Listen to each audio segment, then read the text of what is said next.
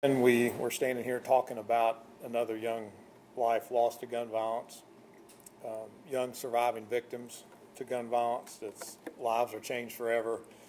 Families of our victims, their lives have changed forever. And of course, we have some young suspects to talk about that their unspeakable acts of violence, their lives are definitely changed forever. This is what we know as of today. On Friday morning, shortly after 5:15 a.m., officers were patrolling in the Elmwood Park neighborhood.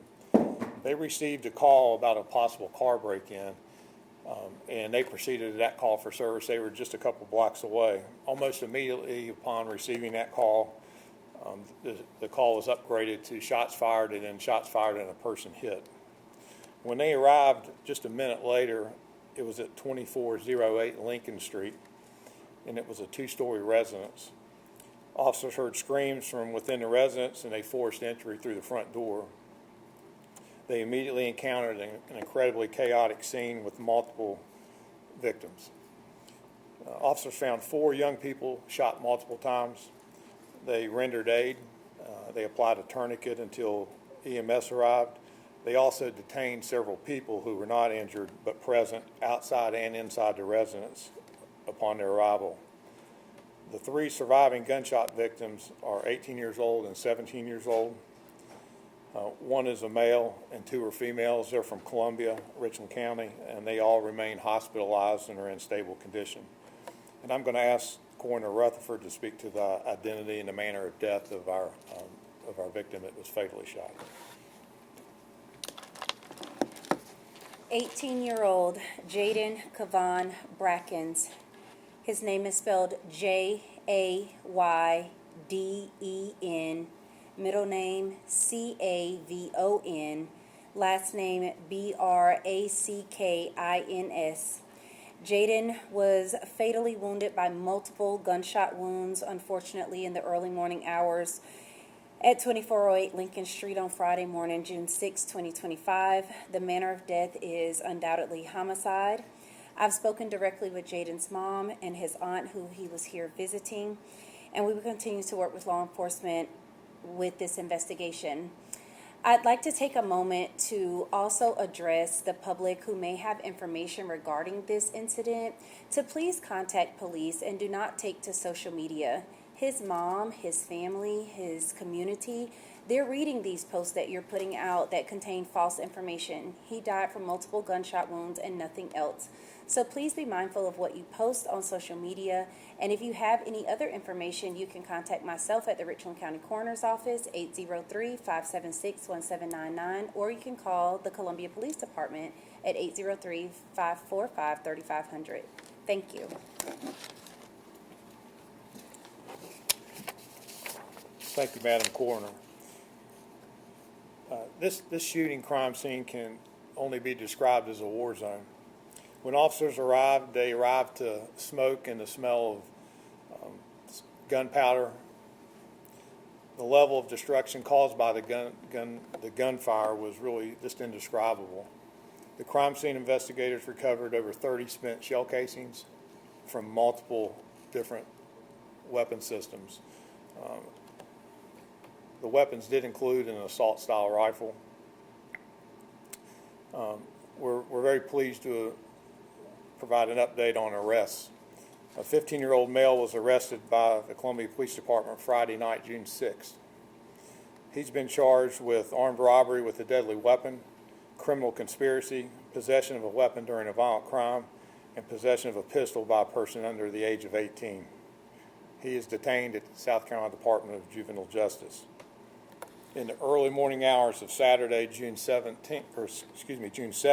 an 18-year-old by the name of Latrell, Latrell, Daniel Dominic Huey, Hughey, date of birth 12/18/2006, was arrested by the Columbia Police Department. He's been charged with murder, armed robbery, 3 counts of assault and battery of a high aggravated nature, possession of a firearm during a violent crime, and criminal conspiracy. He's detained without bond at the Alvin S. Glenn Detention Center. We're actively looking for a third suspect, We've identified this suspect as a 15-year-old male, and we have warrants for his arrest for the following: murder, armed robbery, 3 counts of assault and battery of a high and aggravated nature, possession of a firearm by persons under the age of 18. This is important. We anticipate additional charges and additional arrests. This investigation is advancing rapidly and effectively, and we absolutely expect to arrest some more people. I want to acknowledge the outstanding work of our responding officers. As I said earlier, that scene was chaotic. They acted courageously. There's no question that they preserved life, and their lives will forever be changed. I want to recognize our investigators who once again got on this and have not let up on the gas from the very beginning. And they've still got a lot of work to do, but their work has been incredible. Our crime scene investigators, the work that they did on that scene, which again I described as really being indescribable, will forever impact them, but their work was critical to putting the pieces together that led to these arrests. And of course, our partnering agencies, the Richland County Coroner's Office, the Sheriff's Department, and South Carolina Law Enforcement Division all assisted us in the last couple days. I also want to thank the residents of Elmwood Park. They were instrumental in providing very critical information, video, witness information. We value our partnership very much with the residents in Elmwood Park, the neighborhood association. It's a great example of why those partnerships are so important to establish before something happens, not after. And that certainly was the case here. Now I want to preemptively address the Airbnb aspect of this investigation. The incident location being rented was an Airbnb owned by Cornerstone Properties. We have issued them a notice of our intent to declare the property a public nuisance as defined by the City of Columbia Code of Ordinances, Section 8-31C5, and South Carolina Section Code 15-43-10. The owner has been ordered to immediately cease operations of the Airbnb. I've personally spoken with the owner and his management company, and they have been 100% cooperative from the very beginning. They've been very helpful throughout the investigation. The property in question, the Airbnb, did not have any history with the Columbia Police Department. We've received a lot of questions about short-term rental, the short-term rental ordinances. Those are policy questions. They're not law enforcement questions, so I'm not going to speak to those. So we'll continue to update you as this investigation progresses, and I'm glad to take a few questions. So I read online that from other members of Elmwood Park, they were saying that there's over like 20 different short-term rentals in the area, and that there's been multiple complaints about these short-term rentals in the area. Can you speak to that? Is that something that you? We're going to speak about this investigation. I know there will be policy discussion on short-term rentals. Our code enforcement division was instrumental in developing the policies to address code enforcement matters and rental property matters. So that question will be very relevant to that discussion that I'm sure will occur this week, and they will be available to provide all the pertinent data and information to help our elected officials, make policy decisions. And I think at that time it would be appropriate to answer those questions. But we are aware of the number of short-term rentals that are in just the Elmwood Park area, and we'll be able to speak to that at another time.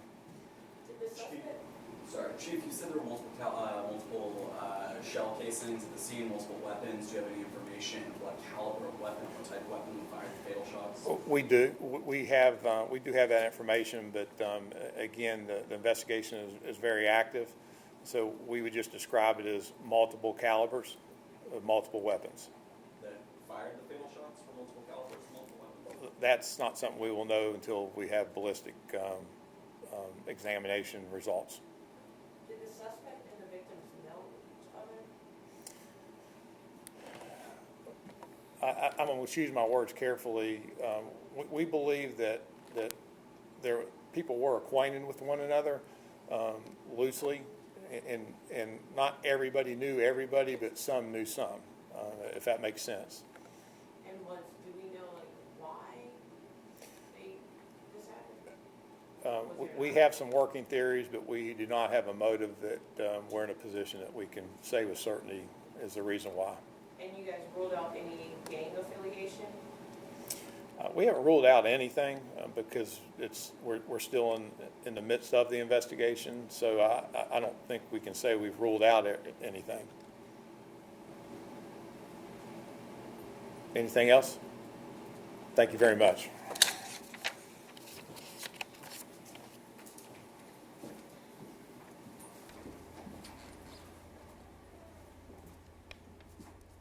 Well, folks, if you're just joining us, we're hearing new details about the Elmwood Park neighborhood shooting. As you saw, Chief Skip Holbrook saying that there were multiple teens allegedly involved in this shooting. Now, I do have some notes from the press conference that I want to read over with you all to sort of recap the details. Very short press conference, but we'll get right to it. This all happened allegedly at 5 in the morning when Columbia Police Department was patrolling the area, and they got a call for a car break-in situation. Now, when police arrived, they allegedly heard multiple gunshots happening from inside an Airbnb home.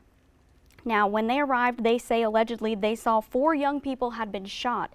They say that 3 of them were 17 to 18 years old, and one of them, unfortunately, allegedly 18-year-old, passed away.